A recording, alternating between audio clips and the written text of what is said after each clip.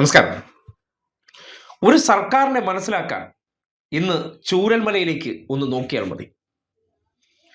ഏത് ഒരു സർക്കാർ ആയിക്കോട്ടെ, ദുരന്തത്തിൽ പെട്ടുപോകുന്ന മനുഷ്യർക്ക് കൊടുത്തൊരു വാക്കുണ്ട്. ആ വാക്ക് അണുകിട അല്ലെങ്കിൽ അണുവിട ചലിക്കാതെ അത് പാലിക്കപ്പെടുന്നുണ്ടെങ്കിൽ എന്താണ് മനസ്സിലാക്കേണ്ടത്?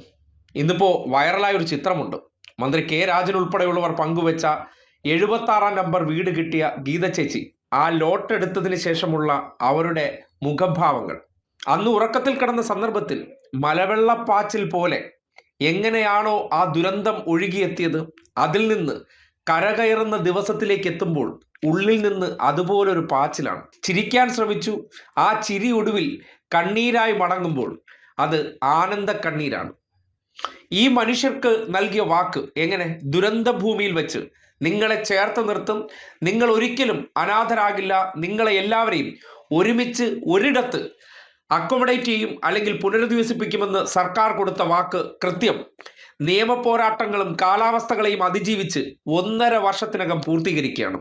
അതും ചിതറിയല്ല, ഒരിടത്ത് സകല സംവിധാനവും ഉൾപ്പെടെ അവർക്ക് വേണ്ട എല്ലാത്തരം അടിസ്ഥാന സൗകര്യങ്ങൾ, അത് ആശുപത്രി ആയിക്കോട്ടെ, തിയേറ്ററുകളായിക്കോട്ടെ, അല്ലെങ്കിൽ അംഗനവാടി ആയിക്കോട്ടെ, അങ്ങനെ സകല സൗകര്യങ്ങളോടുകൂടി ഒന്നിനും പുറത്തു പോകാതെ അതിനകത്ത് തന്നെ ജീവിക്കാൻ വേണ്ടിയുള്ള സൗകര്യമൊരുക്കുമ്പോൾ അതിൽ പക്ഷപാതിത്വമില്ലാതെ നിങ്ങളുടെ വീട് നിങ്ങൾ ചൂസ് ചെയ്തു എന്നുള്ള നിലയ്ക്ക് ലോട്ടിട്ട് കൊടുക്കുമ്പോൾ ആരെയും പ്രത്യേക പരിഗണനയില്ലാതെ നിങ്ങളുടെ ഇഷ്ടപ്പെട്ട വീടുകൾ തിരഞ്ഞെടുക്കാനുള്ള അവസരം കൂടി കൊടുക്കുമ്പോൾ ഇതുപോലുള്ള കണ്ണീർ ആർക്കായിരുന്നാലും വന്നു പോകും.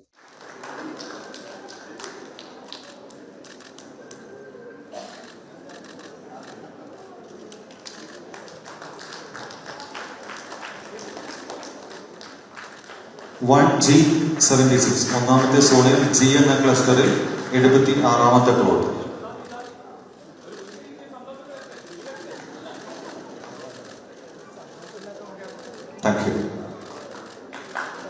ഇവിടെ ഈ കൗണ്ടറിലേക്ക് എല്ലാവരും ശ്രദ്ധിക്കുക. ഈ രജിസ്ട്രേഷൻ കൗണ്ടറിലും പട്ടയ കൗണ്ടറിലും പോകണം.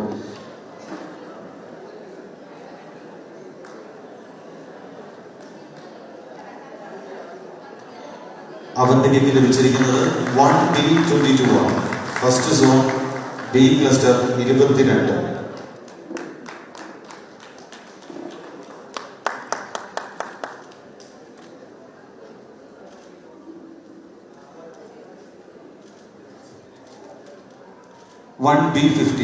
ഒന്നാമത്തെ സോണിൽ ബി ക്ലസ്റ്ററിൽ. വാക്ക് പാലിക്കുന്നതാണ് വ്യക്തിയായിക്കോട്ടെ, സംവിധാനമായിക്കോട്ടെ, സർക്കാരായിക്കോട്ടെ, പറയുന്നതേ ചെയ്യൂ, ചെയ്യുന്നതേ പറയൂ എന്ന് ആവർത്തിച്ചു പറയുന്നത് ഇവിടെയാണ്. ഇതിനോടൊപ്പം തന്നെ സർക്കാരിന് പണം കൊടുക്കരുത് എന്ന നിലയിൽ ഈ മനുഷ്യരെ മുൻനിർത്തിക്കൊണ്ട് പിരിവെടുത്തവരാണ് കേരളത്തിലെ കോൺഗ്രസ്സുകാർ.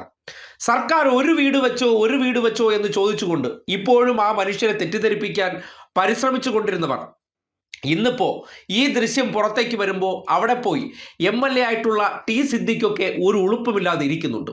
അതായത് ഇതേ മനുഷ്യരുടെ പേര് പറഞ്ഞ് ഇതേ മനുഷ്യർക്ക് വീട് വെച്ചു കൊടുക്കുമെന്നുള്ള നിലയ്ക്ക് വാഗ്ദാനം പറഞ്ഞിട്ട് ഒരു കല്ലിടാൻ പോലും കഴിഞ്ഞിട്ടില്ല. ആന ഇറങ്ങുന്ന ഒരു സ്ഥലത്തേക്ക് ഭൂമി വാങ്ങിച്ചു വെച്ച് കണ്ണിൽ പൊടിയിട്ടിരിക്കുകയാണ്.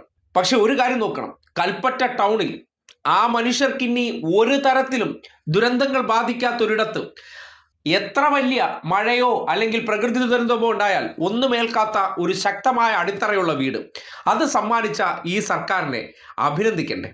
ഈ സർക്കാർ ആരോടൊപ്പമാണ് എന്നതിൻ്റെ തെളിവ് കൂടിയല്ലേ? പറഞ്ഞ വാക്ക് കൃത്യമായി പാലിക്കുന്നുണ്ടെങ്കിൽ നമ്മൾ അവരെ വിശ്വസിക്കണ്ടേ? ഇങ്ങനെ കൃത്യമായിട്ട് സാധാരണക്കാർക്കൊപ്പവും അല്ലെങ്കിൽ തകർന്നുപോയ ജീവിതങ്ങൾക്കൊപ്പം നിൽക്കുന്ന ഒരു സംവിധാനത്തെയാണ് പ്രചണ്ഡമായ പ്രചരണങ്ങൾ നടത്തുകയാണ്. വ്യാജ പ്രചരണങ്ങളിലൂടെ അധികാരത്തിലെത്താൻ വേണ്ടി എന്തോരം കള്ളം പറയുന്നു. ആ കള്ളം പറഞ്ഞവർ പിരിച്ചെടുത്ത പണം എവിടെ? അവർ ഒരു കല്ലെങ്കിലും ഇട്ട മനുഷ്യർക്കൊരു ആശ്വാസം പകർന്നു. നിങ്ങൾ വീട് കൊടുക്കാൻ പോകുന്നത് ആർക്കാണ്? ഒന്നിനും ഒരു കണക്കുമില്ല, ഒന്നിനും ഒരു തെളിർമയുമില്ല. അങ്ങനെയുള്ളവർ നാട് ഭരിക്കാൻ വന്നാൽ എങ്ങനെ? സ്വന്തം പോക്കറ്റിൽ നിന്ന് വെച്ചു കൊടുക്കാമെന്ന് പറഞ്ഞ വീടല്ല, പിരിവെടുത്ത പൈസയാണ്. ആ പിരിവെടുത്ത പൈസയിൽ ഒടുവിൽ സർക്കാരിനെ കുറ്റം ചാരി സ്വന്തം വീഴ്ചകളും സ്വന്തം കഴിവില്ലായ്മയും അവരെ തോളിലിരിക്കട്ടെ. കാര്യം ചെയ്യുന്നവരെയല്ലേ നമുക്ക് കുറ്റം പറയാൻ പറ്റൂ. നമ്മളോ ചെയ്യുന്നില്ല. ചെയ്യുന്നവനെ പരിഹസിക്കുക, ആ പണിക്കുള്ള ഉത്തരമാണ് ഇന്ന് ചൂരൽമലയിൽ കണ്ടത്.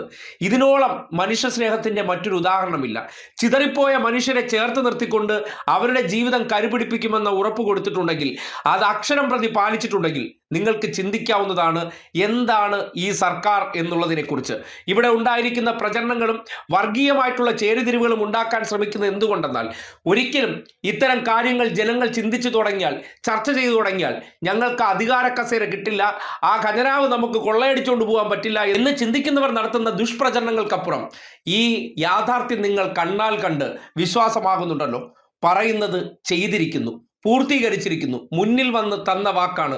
നിങ്ങൾ ഒരിക്കലും ഒറ്റപ്പെട്ടു പോകില്ല, സർക്കാർ ചേർത്ത് പിടിക്കും. അന്ന് മുതൽ ഇന്ന് വരെ സകല ബാധ്യതയും തീർത്ത് അവർ തന്നെ തിരഞ്ഞെടുത്ത ഒരു വീടുകളിലേക്ക് അവർ മടങ്ങുകയാണ്. ഇനി സ്വൈര്യമായി ലോകം കാണാത്ത ഒരു മാതൃകയിൽ നമ്മുടെ നാട്ടിൽ ചൂരൽമല എന്നുള്ള ഒരു ടൗൺഷിപ്പ് കടന്നു വരുമ്പോൾ, അല്ലെങ്കിൽ കൽപ്പറ്റയിലെ ടൗൺഷിപ്പ് യാഥാർത്ഥ്യമാകുമ്പോൾ ലോകത്തിനു മുന്നിൽ നമ്മളൊരു മാതൃക സൃഷ്ടിച്ചിരിക്കുകയാണ്. അതിനെ പ്രശംസിക്കാതിരിക്കാൻ കഴിയുമോ? അവിടെ നിങ്ങൾക്ക് വീണ്ടും വീണ്ടും പുനരാലോചന നടത്താവുന്നതാണ്. ഈ സർക്കാർ ആർക്കൊപ്പമാണ് എന്ന ചോദ്യത്തിനുള്ള ഉത്തരം കൂടി ആ ഉദാഹരണം നൽകുന്നുണ്ട്.